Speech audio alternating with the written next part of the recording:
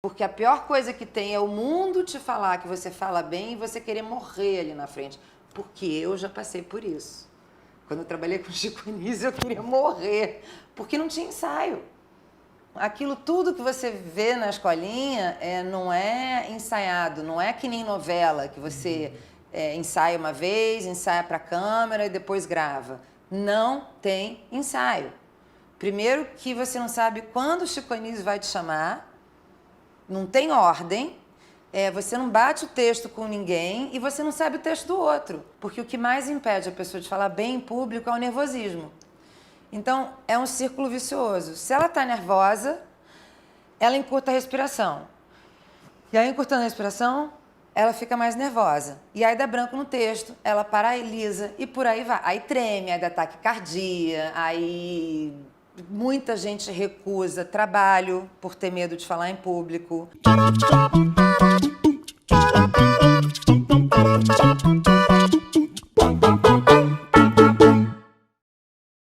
Glória Portela é psicóloga, psicanalista e atriz. Mas recentemente ela deixou os palcos e as câmeras de TV para se dedicar inteiramente a ensinar as pessoas a falar bem em público. Como foi essa virada? É o que a gente vai saber agora.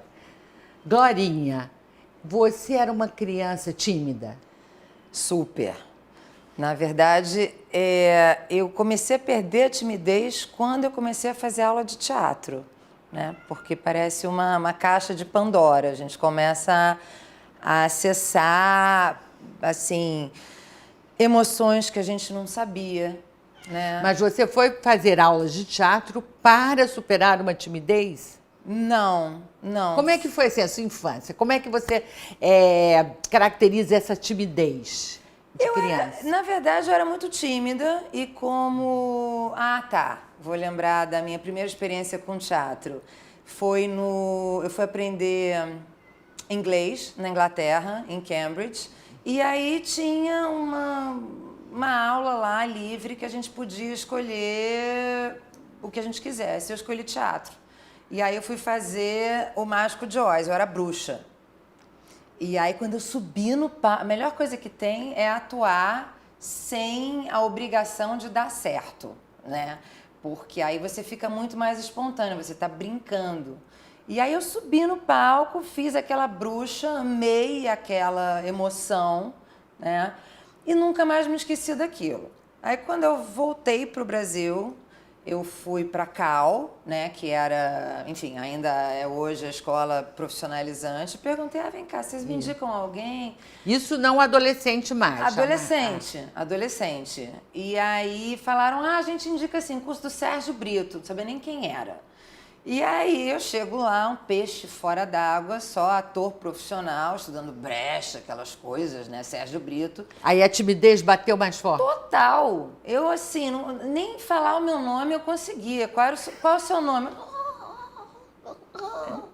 E não saía nada. E aí aquilo me deu um desconforto horrível.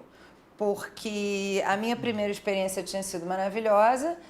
E, de repente, foi um dos motivos que depois eu fundei um curso de teatro para não atores, mas a gente chega lá. Foi por causa desse desconforto que eu senti. E aí eu fiz um curso de férias, eu acho que eram 2 meses, e aí no final do curso ele bateu no meu ombro assim e falou, minha filha, quantos você tem, hein? Eu falei, 17. Ele falou, vai procurar um tablado. Acabou comigo. Eu fiquei acabada, minha autoestima ficou desse tamanho, eu já era tímida. Mas o tablado é o máximo. Não, mas aí tinha lista de espera, não consegui fazer. Enfim, quando você chega cheia de vontade para fazer um curso e a pessoa fala, minha filha, vá balde de água fria. Procurar, balde de água fria. Aí eu travei toda. Aí eu falei, não dou para isso, travei totalmente e tal. E é até engraçado, porque aí travei, e aí fui para os Estados Unidos, aí eu não sabia o que eu ia fazer da minha vida, e aí eu queria fazer psicologia, e aí me inscrevi em Liberal Arts, mas aí eu tive uma questão de saúde, nada demais, um nódulo na tireoide, voltei para o Brasil e tinha curso preparatório de ator e tal, aí eu falei, vou ver qual é. E me inscrevi. E aí fiz a faculdade, que na época era dirigida pela Bia Lessa, e me encontrei. Ah, então assim você entrou para esse mundo das artes cênicas. Exatamente. Certo, fez televisão, fez teatro, fez programas humorísticos muito na televisão, né? Como foi? Fala um pouquinho da sua carreira. Quantas novelas? Tá. Quantas novelas, eu não me lembro a quantidade, mas trabalhei em todas as emissoras, né? A primeira, bom, eu fiz faculdade de teatro, como eu sempre fui uma pessoa muito ativa, quando eu terminei, eu falei, bom, vou fazer faculdade de psicologia como um hobby. E fui fazendo curso. Aí passei para a Oficina da Globo, e a primeira novela que eu fui chamada foi Das da Loba, nossa, na Bandeirantes, pelo Jaime Monjardim. E aí eu comecei a trabalhar como atriz, né? E aí eu decidi ir para os Estados Unidos, estudei no Lee Strasberg e tranquei a faculdade de psicologia na PUC, que eu falei, não dá para fazer as duas coisas bem feitas ao mesmo tempo. Aí se dedicou à carreira de atriz. Exato. Aí eu fiquei 2 anos estudando lá e tive um coach maravilhoso, que era o Robert Castle, de grandes atrizes, assim. E aí voltei e aí eu engrenei, comecei a trabalhar mais como atriz. Aí fiz Força de um Desejo, do Gilberto Braga, na Globo. Fiz Chiquititas no SBT, Vidas Cruzadas, que olha que interessante. Aí eu, depois de muitos anos, fui contracenar com Sérgio Brito. Olha. Numa novela da Record chamada Vidas Cruzadas. Ele lembrou de você, não? Claro que não, imagina. Mas você não esqueceria aquele momento? De jeito nenhum. Aí eu tô no hotel, batendo texto com o Sérgio. E interessante o nome da novela, né? E a gente... Eu tirava o lugar dele, eu fazia uma executiva e tirava ele da novela. E aí a gente estava no hotel batendo texto, eu falei, você sabia que eu desisti de ser atriz por sua causa? Ele falou, ui? Eu falei, aconteceu isso. E aí eu percebi, assim, o poder que um professor tem de influenciar... Claro que ele não fez de propósito, de influenciar uma aluna de uma forma positiva ou negativa, porque ele me destruiu. Não foi a intenção dele, mas era o jeito atrasou dele. Todo o seu processo como atriz. Eu desisti, por acaso. Mas depois você voltou. Mas, Glorinha, qual foi o trabalho que você acha que mais fez as pessoas se lembrarem de você, reconhecerem você nas ruas? Eu tive 2. Eu tive um que eu trabalhei com a Vancini, que, na verdade, foi o único diretor de ator que eu já conheci na minha vida, na Manchete. Ele era um verdadeiro carrasco, entendeu? Foi muito sofrido o processo dele. Todo mundo que já trabalhou com a Vancini já deve ter dito isso. Ele acaba com você. Mas eu fazia uma bruxa sadomasoquista... assim, era um papel muito louco, eu era muito má e as pessoas me pegavam no meio da rua e falavam, eu odeio você chega na televisão, a gente sai do quarto, da sala. Isso é sucesso? É o máximo, não tem melhor reconhecimento do mundo. Quer dizer, você foi bruxa na universidade, na Inglaterra, e foi importante para você, e depois você foi bruxa numa novela que foi importante para você. Bruxa, as 2 vezes. Na verdade, era uma freira. Era uma freira sadomasoquista com tendências lésbicas, que depois eu descobri que era bruxa, entendeu? Então, esse papel teve... repercussão, muito, né? muito. Bastante. E o que motivou essa virada de você deixar a televisão, deixar os palcos e tudo que você fazia como atriz para se dedicar inteiramente a ensinar as pessoas a se expressar em público, a falar bem em público?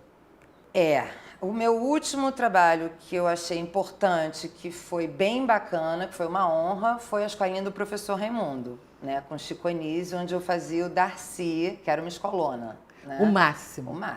Quando eu estava assim, com aqueles grandes atores.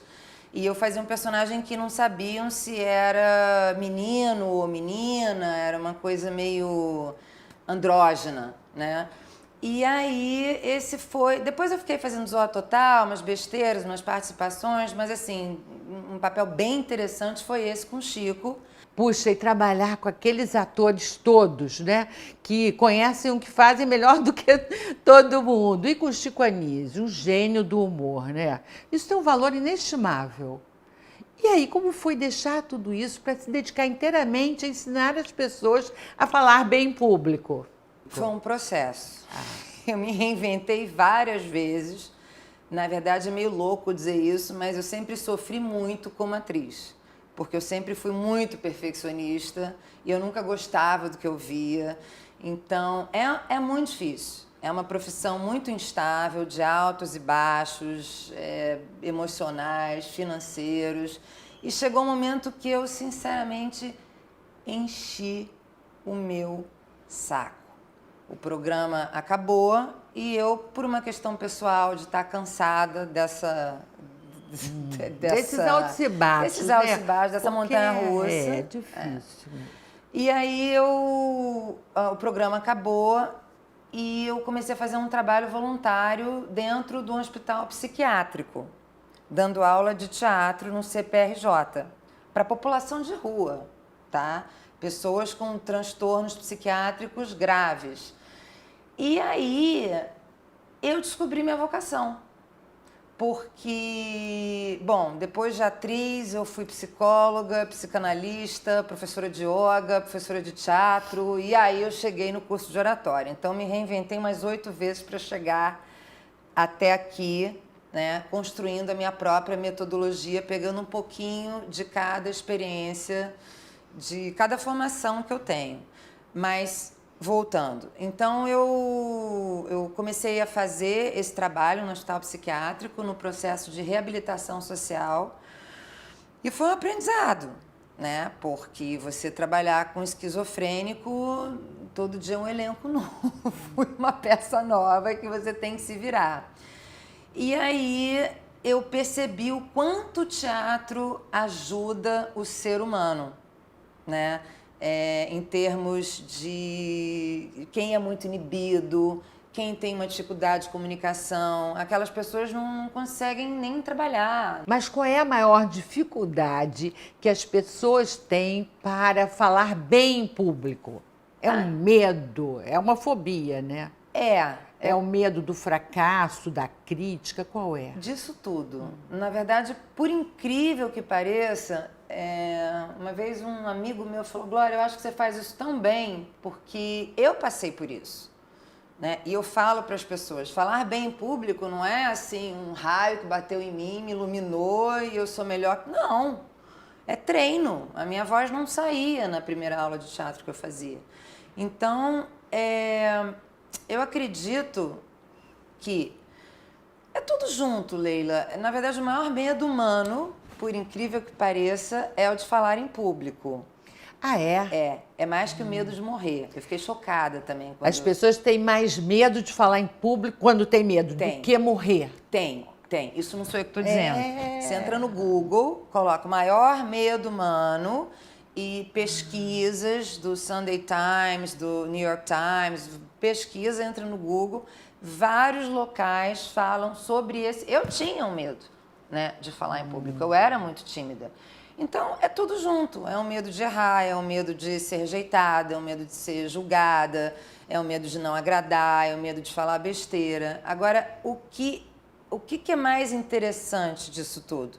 Quando a pessoa se coloca diante de um público, o pior olhar não é o olhar do público, é o olhar que foi construído sobre aquela pessoa, né? A família tem muita importância nesse processo. Total, né? A gente se constitui como sujeito através do olhar do outro. Eu estou entrando um pouquinho na psicanálise. Então, às vezes, é claro que não é de propósito, mas uma mãe que fala: cala a boca, você só fala besteira, fica quieta, você vai incomodar. Ai, seu irmão é muito mais inteligente que você. Olha, é melhor você só falar quando você tiver absoluta certeza. Então a pessoa leva para o resto da vida. lógico. Eu brinco, eu falo que a personal família Adams, que cada um carrega. É claro. Entendeu? Porque você não se desfaz disso. Você vai falar e aí você vem com todos os seus fantasmas lá de trás. Mas no final aprende a superar o medo. Na verdade eu construí uma metodologia bem diferente, porque eu trouxe técnicas do teatro, né, de oratória, e eu trouxe a respiração, porque eu tenho a respiração, o controle da respiração, que é o pranayama, né? Você também é mestre em yoga. Então aí tem um conhecimento que você trouxe para as aulas de oratória. Sim, porque na verdade é o grande diferencial, porque não adianta, assim, eu trabalho com 20 técnicas, né? Então não adianta eu dar 20 técnicas para você, claro que adianta, porque tudo é treino, porque o que mais impede a pessoa de falar bem em público é o nervosismo. Então é um círculo vicioso. Se ela está nervosa, ela encurta a respiração. E aí, encurtando a respiração, ela fica mais nervosa. E aí dá branco no texto, ela paralisa e por aí vai. Aí treme, aí dá taquicardia, aí muita gente recusa trabalho por ter medo de falar em público. Eu trabalho com desde um alto executivo até uma pessoa... Tá. Tudo quanto é tipo de público. O que eu queria saber. Quem procura seu curso em geral? Todo mundo. Na verdade, desde de um estudante que eu já tive aluno que não se formou, uma pessoa mais humilde, entendeu? Que investiu 4 anos numa faculdade, investiu sonho, investiu dinheiro, investiu desejo, chegou no último mês para apresentar o TCC, trancou a faculdade, abandonou e não se formou. Você sabe o que é isso, Leila? Assim, o sofrimento que é isso, e a pessoa não se formar, né? E depois... Essa pessoa procurou você para superar isso, para enfrentar esse problema. E depois voltou, foi um processo muito lindo. E depois voltou à faculdade. Conseguiu se formar? Conseguiu. Na verdade, ela deu um depoimento que ela chorava. E ela escolheu uma profissão onde ela pudesse minimamente dizer: oi, obrigada, bom dia. E mesmo assim, era difícil. Quando é que você percebe que o aluno está evoluindo e vai conseguir? Qual é esse ponto? Na verdade, assim, eu trabalho de uma forma, os meus grupos são bem personalizados. Todos conseguem superar esse medo, essa fobia de falar em público? Olha, eu nunca tive aluno que saísse com dificuldade de falar. Pois entendeu? E quando é que você percebe assim, pô, conseguimos atingir, aqui é o pulo do gato, ele vai, ela vai. Na verdade, assim, cada um tem o seu ritmo. Né? E eu acho que talvez com o meu olhar de psicanalista, assim, um pouco mais sensível, eu percebo até onde cada um pode ir. Então eu vou puxando, por exemplo, eu dou Nelson Rodrigues, porque Nelson é visceral para trabalhar as emoções. E a gente só consegue falar bem através das emoções. O ator estuda isso a vida inteira, né? Agora, eu acho que o grande diferencial é a questão da respiração. Porque quando você consegue controlar a sua respiração, você consegue controlar o seu estado mental e emocional. Então, você tem essa ferramenta. Porque eu não digo para ninguém, olha, você vai ficar super tranquila antes de falar em público. Não, até a Fernanda Montenegro, na entrevista dela, diz que fica nervosa. Olha, o Carlos Lacerda, que foi um grande orador, foi governador do Rio de Janeiro, um grande deputado da antigo DN, discursava muito, ele dizia que ninguém se livra dos 5 minutos de tensão inicial. Sim, sim. Exato. São 5 minutos iniciais de meio pânico, meio aí... ou pânico e meio, dependendo da pessoa. Agora, inclusive no meu curso, eu criei um grupo que eu, assim, saindo dessa menina, do depoimento dela, E aí depois um outro aluno que quase teve um AVC antes de falar em público, aí virou um chororô. Eu falei, gente, isso parece uma terapia de grupo, que não é a proposta. Mas, como um grupo de apoio dentro do meu curso, eu tenho um grupo que se chama Falando Sem Medo, que é o espaço onde as pessoas têm de colocar esse medo de falar em público, em que situações... Então, funciona como um jogo de espelhos. Então, o fato dela falar por si só é terapêutico, não é terapia de grupo, não é isso. Mas o fato dela poder falar sobre isso e identificar que tem mais umas 10 pessoas que têm a mesma questão que ela já se sente aliviada. Então, é uma ajuda muito grande dentro do processo emocional dela. De quanto tempo é o curso? Na verdade, o aluno faz o curso no seu tempo, né? Ele adquire uma carga horária de 24 horas, então você pode terminar em 1 mês, ou em 2, ou em 3, ou em 6. Então, você vai fazendo as técnicas de acordo com a sua disponibilidade de tempo. E também as empresas se beneficiam com treinamentos de oratória. Quem vai procurar suas aulas para não atores? Teatro para não atores? É totalmente heterogêneo. Na verdade, é o tipo de aula que eu queria ter tido lá atrás e que eu travei, né, por conta daquela história, daquela experiência desagradável que eu tive, né, subjetivamente. Ele falou numa boa. Deve ter falado para milhares. Milhares, né? Só que aquele jeito do Sérgio, tal, eu fiquei arrasada. Mas eu acho interessante porque o teatro é muito terapêutico, ele é muito lúdico. Então, eu acho interessantíssimo o teatro para quem não quer ser ator. Então, você se expressa, você coloca as emoções que você não consegue botar para fora no dia a dia. Tem gente que não consegue acessar, nem expressar a raiva, nem entrar em contato com a tristeza. Geralmente, a gente funciona de uma mesma forma, né? De uma forma automática. Então, quando você começa a fazer teatro, você acessa outras emoções, outras partes de você. E você começa a lidar com o outro de uma forma diferente.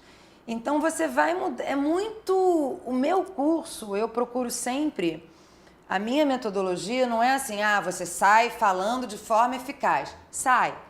Mas você sai falando de forma confortável. Porque a pior coisa que tem é o mundo te falar que você fala bem e você querer morrer ali na frente. Porque eu já passei por isso. Quando eu trabalhei com Chico Anísio, eu queria morrer. Porque não tinha ensaio.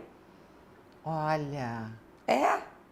Então, assim... Mas vocês, assim, nos bastidores, não tinha. Na sala de maquiagem, não batiam texto? Não. Aquilo tudo que você vê na escolinha não é ensaiado, não é que nem novela, que você ensaia uma vez, ensaia para a câmera e depois grava. Não tem ensaio. Primeiro que você não sabe quando o Chico Anísio vai te chamar, não tem ordem, você não bate o texto com ninguém e você não sabe o texto do outro. Eram todos feras, assim, né? Era. Em programa humorístico, né? Humoristas formidáveis. Glorinha, qual vai ser a sua próxima virada na vida? Olha, tá aí, não sei ainda, mas eu sou uma pessoa que eu tô sempre buscando situações novas, eu estou sempre estudando, eu estou sempre inventando alguma forma de me superar, de me desafiar. Mas assim, o que eu quero dizer a você é que eu sou muito mais feliz ajudando as pessoas, né? Porque de uma certa forma eu ajudo as pessoas a se libertarem, a se desinibirem. Então, assim, eu faço a ficar mais felizes. Exato. Também, né? É muito bacana quando você tem uma influência na vida daquela pessoa. Você participou do sucesso dela, você ajudou ela. Então, na verdade, eu acho que eu encontrei o meu lugar, que é o meu ofício, né? Que dizem que é o Dharma, que é você ajudar a pessoa, ensinar a outra pessoa. Fico até arrepiada quando eu falo isso, mas eu me sinto muito realizada fazendo isso, que é o que eu mais amo na minha vida.